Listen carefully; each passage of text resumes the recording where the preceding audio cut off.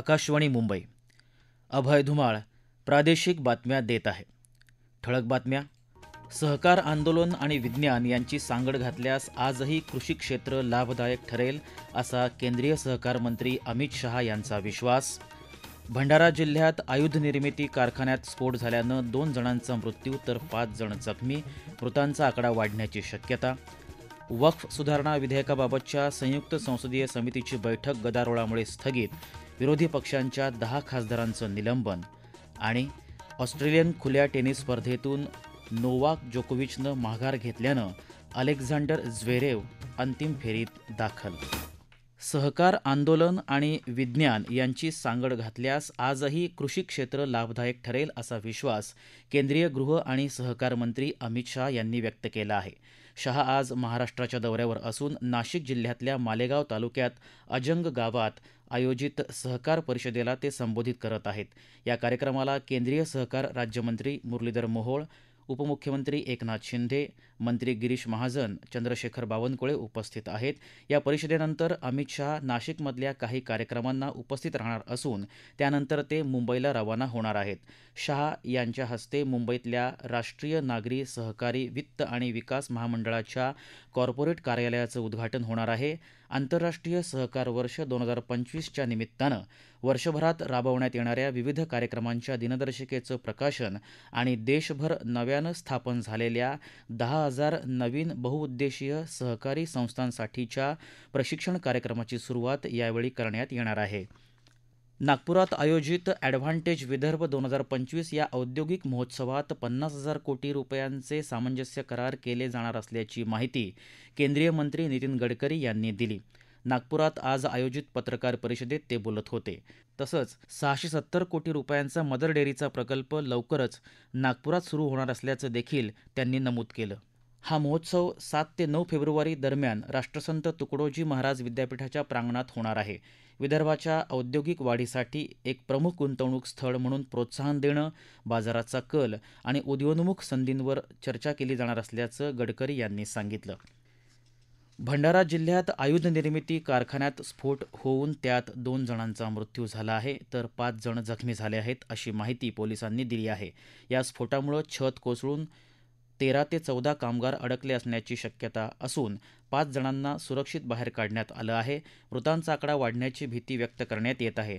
स्फोटातल्या जखमींना भंडारा इथं रुग्णालयात दाखल केलं असून घटनास्थळी पोलीस आणि आरोग्य विभागामार्फत बचावकार्य सुरू आहे. तसंच SDRF आणि नागपूर महापालिकेच्या पथकाला बचाव कार्यासाठी पाचारण करण्यात आलं आहे. स्फोटात मृत्यू झालेल्या कामगारांच्या प्रती केंद्रीय मंत्री नितीन गडकरी यांनी शोक व्यक्त केला आहे. या स्फोटात मृत्यू झालेल्यांच्या कुटुंबियांच्या दुःखात सहभागी असल्याचं मुख्यमंत्री देवेंद्र फडणवीस यांनी समाजमाध्यमावर केलेल्या पोस्टमध्ये म्हटलं आहे. येत्या प्रजासत्ताक दिनानिमित्त दिल्लीत कर्तव्यपथावर पार पाडणाऱ्या सोहळ्यासाठी IIT मुंबईचे उपसंचालक मिलिंद अत्रे यांना आमंत्रित करण्यात आलं आहे.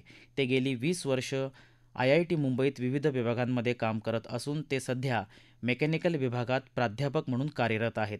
प्रजासत्ताक दिनाच्या सोहळ्याला उपस्थित राहण्याची संधी दिल्याबद्दल त्यांनी प्रधानमंत्री नरेंद्र मोदी यांचे आभार मानले आहेत.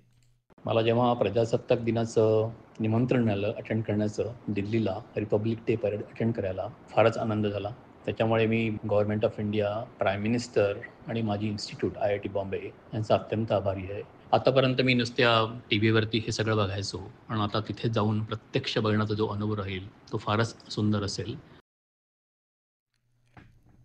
वक्फ सुधारणा विधेयकासाठी स्थापन केलेल्या संयुक्त संसदीय समितीच्या आज नवी दिल्लीत झालेल्या बैठकीत गदारोळ झाल्याच्या पार्श्वभूमीवर विरोधी पक्षांच्या 10 खासदारांना समितीतून निलंबित करण्यात आलं आहे.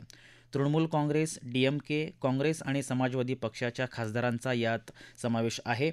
तृणमूल काँग्रेसचे खासदार कल्याण बॅनर्जी यांनी समितीचे अध्यक्ष जगदंबिका पाल यांच्याविरुद्ध असंसदीय भाषा वापरल्याचा आरोप भाजपानं केला. तर बैठकीचा विषय अचानक बदलल्याचा आणि दिल्ली विधानसभा निवडणूक डोळ्यासमोर ठेवून बैठकीत मूळ मुद्द्यांचा समावेश न केल्याचा आरोप बॅनर्जी यांनी केला. या संयुक्त संसदीय समितीमध्ये लोकसभेतले 21 आणि राज्यसभेतल्या 10 खासदारांचा समावेश आहे.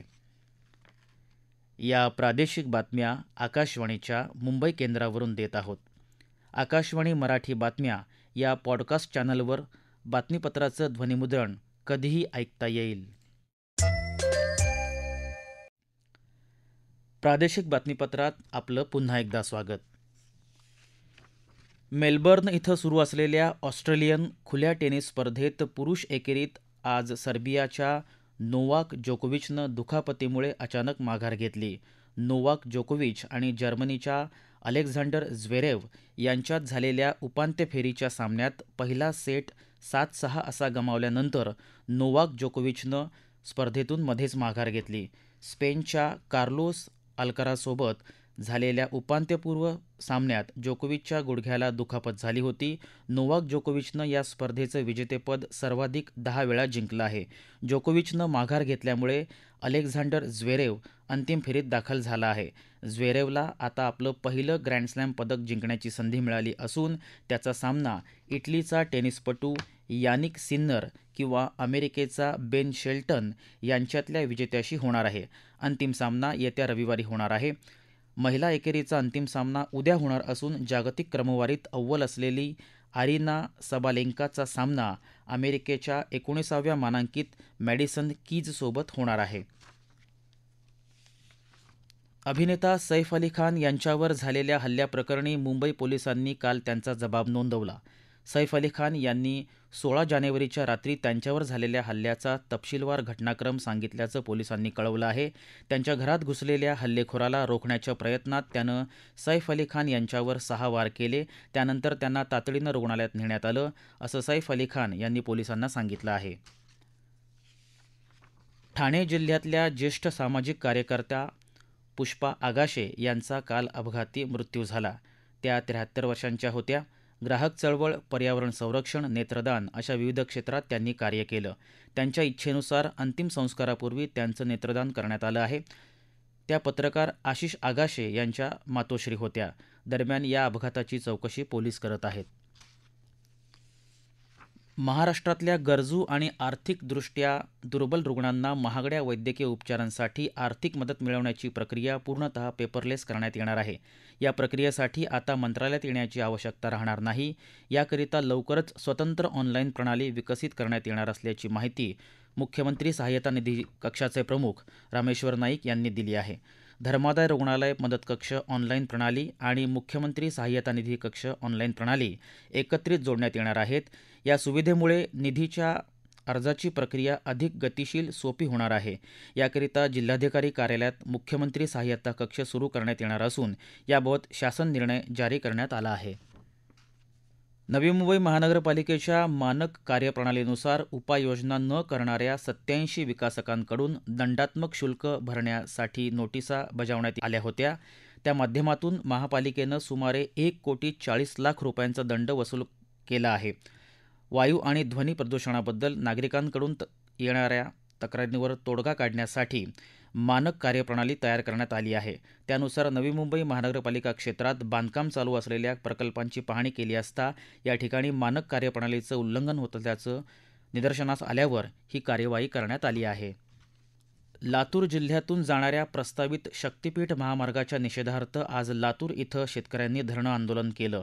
शक्तिपीठ महामार्ग हा शेतकरी विरोधी असून यामुळे लातूर जिल्ह्यातल्या 500 हेक्टरहून अधिक बागायती शेतीचं नुकसान होईल, तसंच शेकडो शेतकरी भूमिहीन होतील, असं या शेतकऱ्यांचं म्हणणं आहे.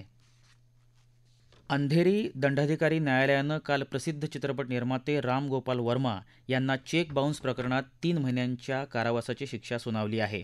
तसंच वर्मा यांनी 3 महिन्यांच्या आत 3,72,000 रुपये भरपाई देण्याचे निर्देशही न्यायालयानं दिले आहेत. ठळक बातम्या पुन्हा एकदा.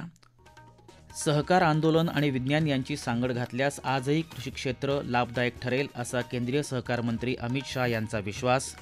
भंडारा जिल्ह्यात आयुध निर्मिती कारखान्यात स्फोट झाल्यानं 2 जणांचा मृत्यू तर 5 जण जखमी. मृतांचा आकडा वाढण्याची शक्यता. वक्फ सुधारणा विधेयकाबाबतच्या संयुक्त संसदीय समितीची बैठक गदारोळामुळे स्थगित. विरोधी पक्षांच्या 10 खासदारांचं निलंबन. आणि ऑस्ट्रेलियन खुल्या टेनिस स्पर्धेतून नोवाक जोकोविचनं माघार घेतल्यानं अलेक्झांडर झ्वेरेव अंतिम फेरीत दाखल. याबरोबरच आकाशवाणी मुंबई केंद्रावरचं हे प्रादेशिक बातमीपत्र संपलं. आकाशवाणी मुंबईचं पुढचं बातमीपत्र ऐकूया संध्याकाळी 5 वाजता. नमस्कार.